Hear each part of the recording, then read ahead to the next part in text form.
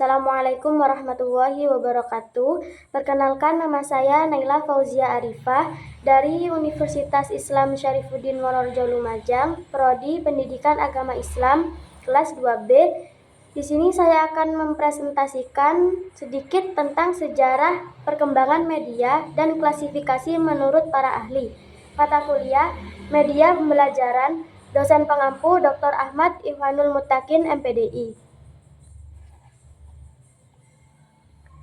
Media adalah merupakan teknologi pembawa pesan yang dapat dimanfaatkan untuk keperluan proses pembelajaran.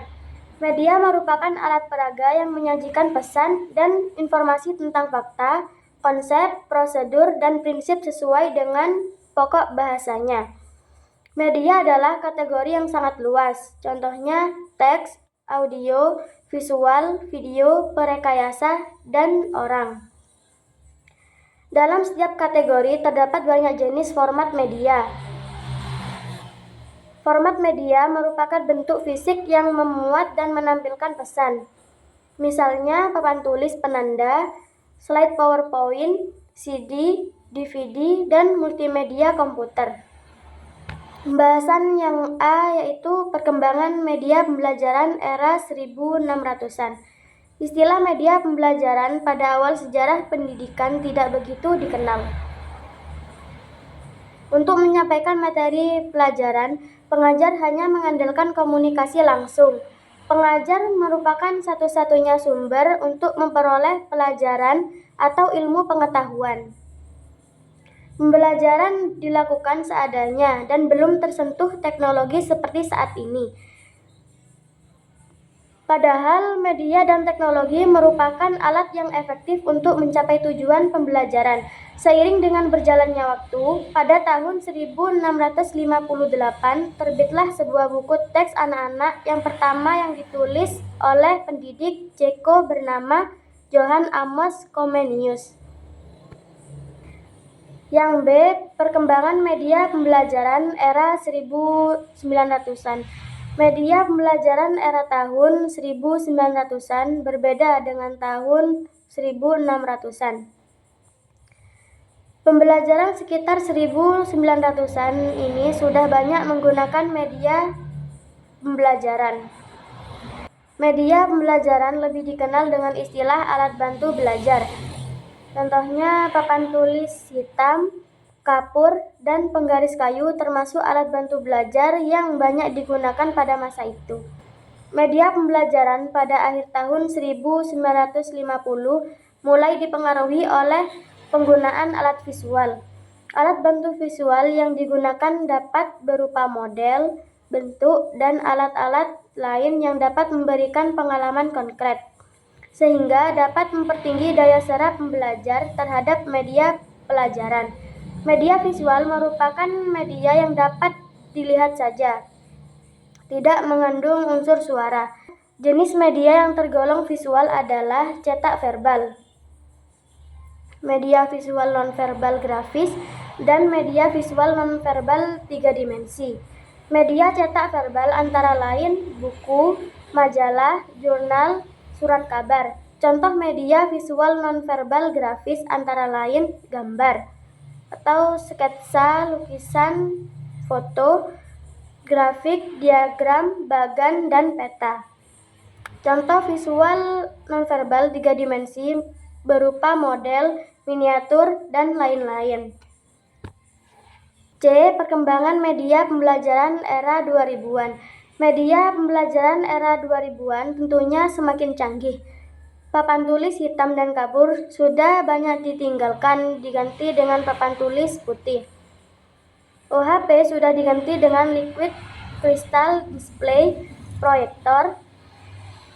Pembelajaran pada tahun 2000 termasuk generasi Z. Mereka sudah mengenal ponsel pintar atau smartphone dan komputer sebagai perangkat pribadi. Produk teknologi berkembang pesat dan harga terjangkau, sehingga tidak sedikit pembelajar yang memiliki smartphone lebih dari satu. Mereka tidak termasuk tipe manusia yang tahan berjam-jam membaca buku teks untuk memahami suatu konsep. Mereka lebih suka mencari laman, video, atau bentuk informasi apapun yang lebih mudah dipahami. Yang D. Perkembangan media pembelajaran era abad 21, kebutuhan akan media. Pembelajaran lebih meningkat lagi kualitasnya. Banyak pengajar yang sudah menggunakan multimedia interaktif. Multimedia interaktif adalah media pembelajaran berbasis komputer yang memuat berbagai macam konten. Kontennya bisa berupa gambar, video, teks, grafik, animasi, serta efek suara yang disertai menu atau instruksi sebagai sarana untuk mendapatkan informasi. Yang selanjutnya yaitu klasifikasi media menurut para ahli. Menurut Heinig, DKK pembelajaran adalah batasan medium sebagai perantara yang mengantar informasi antara sumber dan penerima. Jadi, film, televisi, rekaman audio, foto, gambar yang diproyeksikan, bahan-bahan cetakan, dan sejenisnya adalah media komunikasi. Jika media merupakan membawa pesan atau informasi yang diperuntukkan bagi pembelajaran, maka media tersebut dinamakan media pembelajaran. Menurut Hamid Jojo dalam Latuheru, memberi batasan media sebagai semua bentuk perantara yang digunakan oleh manusia untuk menyampaikan atau menyebarkan ide, gagasan, atau pendapat sehingga ide, gagasan, atau pendapat yang dikemukakan itu sampai kepada penerima yang dituju. Menurut Gagne dan Brick, secara implisit mengatakan bahwa media pembelajaran meliputi alat yang secara fisik digunakan untuk menyampaikan isi materi pengajaran, yang terdiri dari buku, tape recorder, kaset, video kamera, video recorder, film, slide atau gambar bingkai, foto, gambar, grafik, televisi, dan komputer. Kesimpulannya yaitu pada awalnya media pembelajaran hanya berupa alat sederhana seperti papan tulis, gambar, dan buku yang digunakan untuk membantu proses belajar mengajar. Dalam perkembangan teknologi, media pembelajaran melalui melibatkan alat-alat seperti proyektor, radio, dan televisi yang memungkinkan pembelajaran lebih interaktif dan menyeluruh.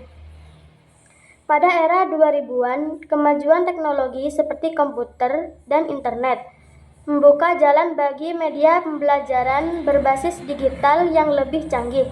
Perkembangan teknologi, informasi, dan komunikasi menghasilkan inovasi seperti pembelajaran daring, aplikasi mobile, dan platform interaktif yang memungkinkan akses pembelajaran lebih fleksibel dan global. Referensi yang saya ambil materi tersebut yaitu dari buku Media Pembelajaran Dr. Haji Rohadatul Jannah, MPD, pada bulan Agustus 2009. Yang kedua yaitu dari buku Perkembangan Media Pembelajaran di Perguruan Tinggi dari Sofan Sofa DKK pada bulan Januari 2021. Sekian presentasi dari saya, kurang lebihnya mohon maaf. Wassalamualaikum warahmatullahi wabarakatuh.